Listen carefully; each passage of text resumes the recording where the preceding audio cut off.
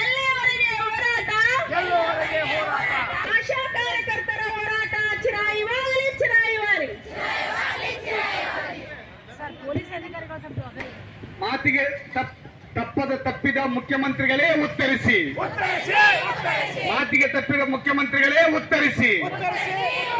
ಆಶಾ ಕಾರ್ಯಕರ್ತರಿಗೆ 15,000 ನಿಗದಿ ಮಾಡಿ ಪುಕ್ಷಟ್ಟೆ ದುಡಿಸಿಕೊಳ್ಳುವುದನ್ನು ಕೈ ಬಿಡಿ. ಪುಕ್ಷಟ್ಟೆ ದುಡಿಸಿಕೊಳ್ಳುವುದನ್ನು ಒಪ್ಪೋದಿಲ್ಲ. ಮುಖ್ಯಮಂತ್ರಿಗಳೇ ಕೊಟ್ಟ ಮಾತನ್ನು ಉಳಿಸಿಕೊಳ್ಳಿ. ಪಕ್ಕಬದ್ಧಗೊಳಿಸುವ ಹೆಸರು ಆಶಾಗಳನ್ನು ತೆಗೆಯಬೇಡಿ.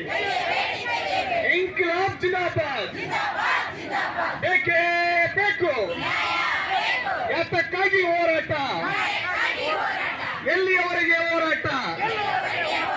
AIUTUC ಜಿಂದಾಬಾದ್. ಆಶಾ ಕಾರ್ಯಕರ್ತರ ಹೋರಾಟ ಚಿರಾಯವಾಗಲಿ.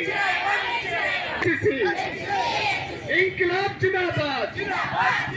ಉನ್ನತ ಹಂತದ ಹೋರಾಟಕ್ಕೆ ಮುನ್ನಡೆಯೋಣ.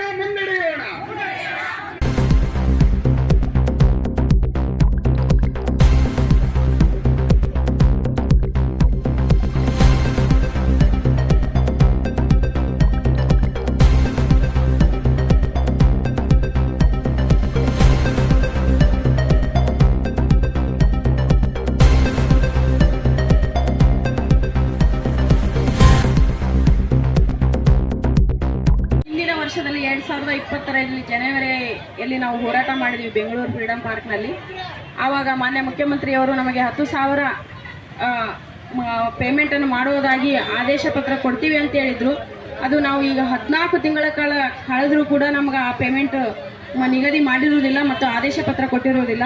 ಇದರ ಮುನ್ನೆಚ್ಚರಿಕೆ ಕ್ರಮವಾಗಿ ನಾವು ಇನ್ನು ಮುಂದಿನ ದಿನಮಾನದಲ್ಲಿ ಈ ಮುಂದಿನ ಬಜೆಟ್ನಲ್ಲಿ ಈಗ ಆದೇಶ ಘೋಷಣೆ ಆಗದಿದ್ದರೆ ನಾವು ಮುಂದೆ ಫ್ರೀಡಂ ಪಾರ್ಕ್ನಲ್ಲಿ ಬಂದು ನಾವು ಮತ್ತೆ ಅನಿರ್ದಿಷ್ಟಾವಧಿಯ ಹೋರಾಟವನ್ನು ಕೈಗೊಳ್ತೀವಿ ಅಂತ ಹೇಳ್ತೀವಿ.